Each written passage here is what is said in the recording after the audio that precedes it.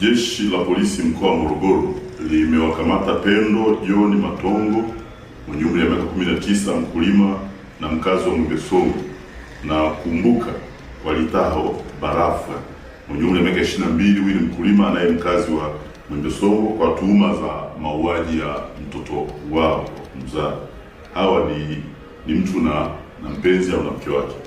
Tukio hilo limebainika Novemba 27 mwaka huu asubuhi katika eneo la Mto Morogoro, mtaa wa Mchuma, kata ya Kichangani.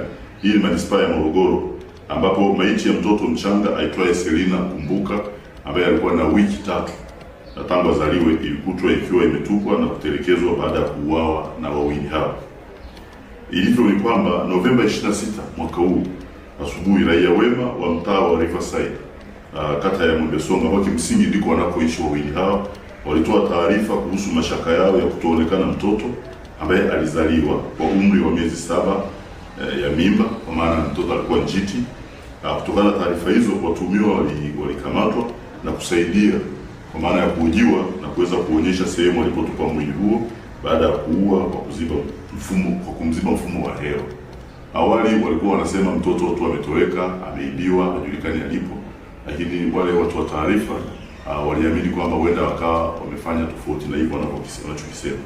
Kwa hiyo chanzo cha tukio hilo tunaona ni mgogoro uliokuwepo wa kifamilia kati ya mwanaume ambaye aliamini kuwa yule mtoto si mwanae na kwamba ilikuwa ni mateso kwao kutokana alizaliwa akiwa njiti, akiwa na umri wa miezi 7 tumboni.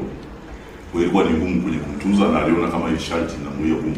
Kwa hiyo basi alimpa shinikizo mke wake amuue ili waweze kuendelea na mapenzi yao wao wenyewe wawili. Kwa hiyo na walifanya hivyo na akawa ameuawa sasa. Na ndio taarifa zimefika kituo cha polisi kwa sababu alikuwa haonekani yule mtoto. Kwa hiyo jeshi la polisi tunatoa shukrani kwa wananchi wema ambao kimsingi wametoa taarifa hizi zilizosaidia kufanikisha kufahamu kuhusiana na tukio hili. Ingawa tumeshindwa kuokoa maisha ya mtoto, lakini angalau tumeuona mwili na kuweza kujua kwamba sasa tukio kwa uhalisia wake liko namna hiyo. Asante sana.